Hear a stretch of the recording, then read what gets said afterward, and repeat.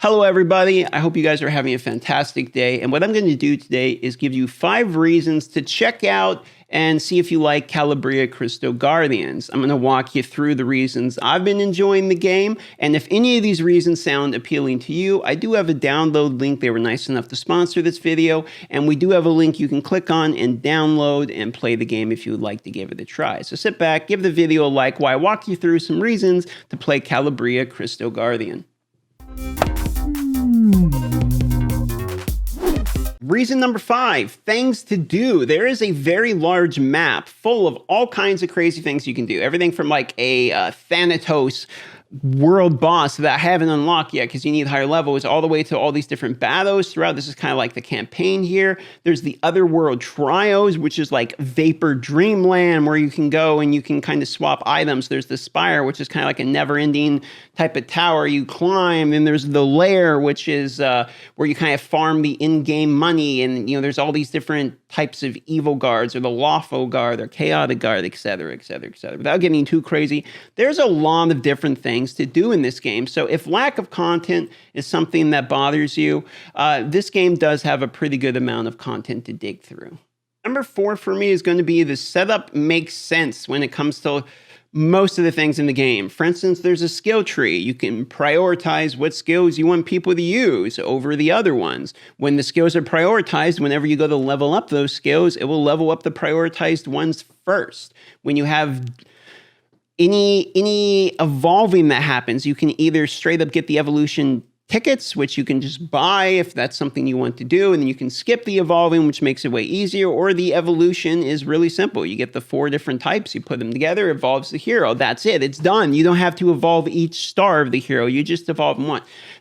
The game makes sense when you play it. And when I say makes sense, what I really mean is they don't try to milk you at every little corner with another annoying thing. Like, you don't have to evolve each and every star, for instance. You know, that's just not the game works. It's just one of the things you have to do is evolve them, and once you've done it, it's done.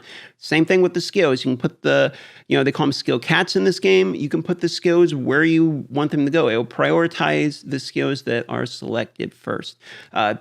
Things like that are not. You know, here's another example, okay?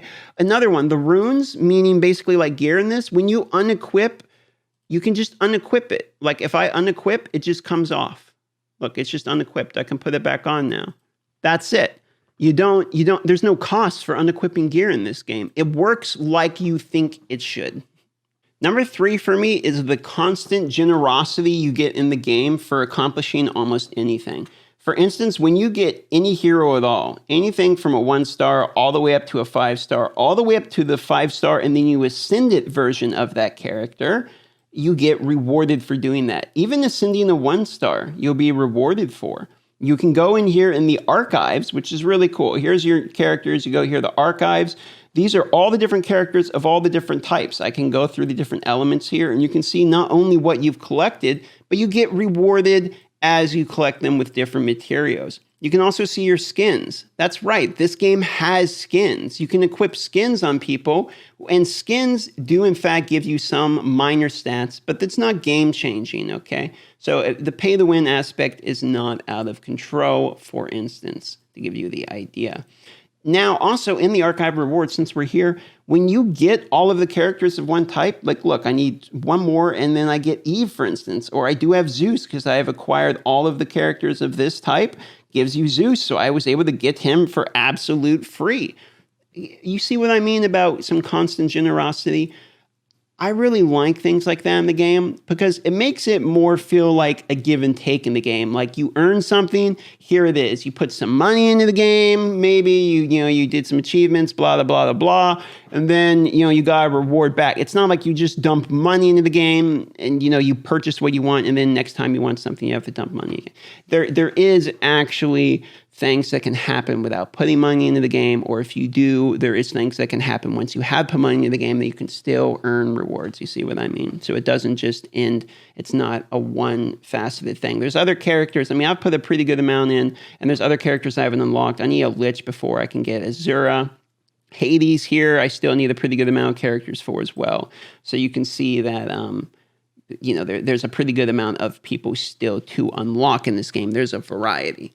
Number 2 is the PvP seems actually balanced. I'm not good in PvP in this game, but what I can tell you is I've talked to the people that the people that are, like I've talked to this guy here, the FWA, I've talked to him, I've talked to a couple of the other guys in here. I think Giggle shows up on my stream. I've talked, JRM Mix, Diom, I've done an interview with. A lot of like the top ranking guys I've talked to. And from what I've heard talking to them, and again, this is me reiterating other people's opinions, but the skilled people are rising to the top. FWA is considered, for what I can tell, to be one of the most respected people when it comes to that. And not only that, but when you lose a battle, you can go back and watch. Like, here's my defense is successful, right? Defense failed. Some people try to beat me and they lose. Some people try to beat me and they win.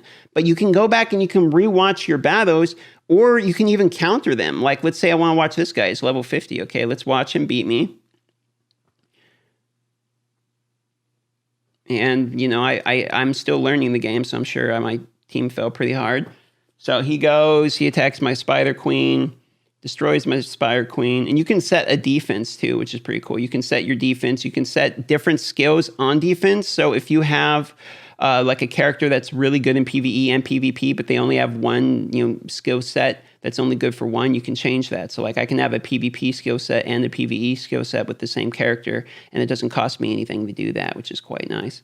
You can see here the way I win my matches is Titan just basically sits there and reflect damage and kills people. The way in another game, War Chief, you would actually want him to work. Now he's sitting there trying to figure out what to do for a bit, it looks like. I wonder if he just sits here and I wonder if he's like, what do I do? It's kind of funny to watch him try to figure it out. Or maybe that's the end of it and he just one-shots me and it's over here. But we'll back out so it doesn't take forever to figure out what's going on there. But if I wanted to counter him, I would just then hit counter and I could beat him then at that point.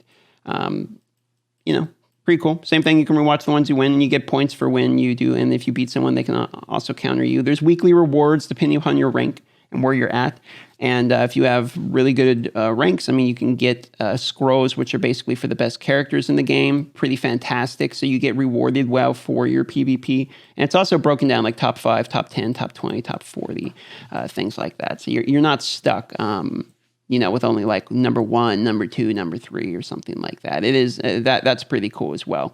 So that's going to be my next reason. Let's move on again to yet another reason. As everybody knows who's ever seen any of my videos or watched any of my streams, I am somebody who cares about character collection. I like summoning characters. I like collecting them, seeing which ones I can get, which ones are my favorite, putting teams together. And that's what this game does well. It doesn't with you when you get duplicates. Look, I have many duplicate legendaries, but what you can do is you can convert them. You can take your duplicate legendary that you have, throw it in after you've opened a certain amount of, shards, scrolls, books, whatever you want to call them in this one. Once you've opened enough characters, you can then just convert your duplicates right away. Or there's a cool thing called sanctify in this game when a hero is max level. In fact, I'll show you right here. What I'm going to do is this character is 39, okay, level 39.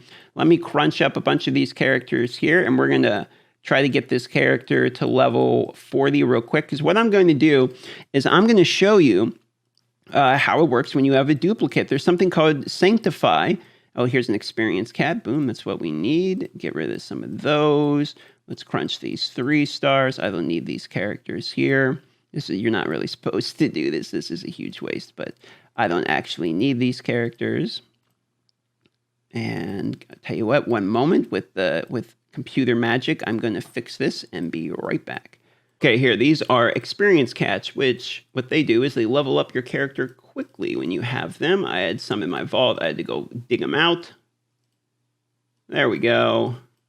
Now she's 98%, and I can just put in a few of these goblins, and there we are.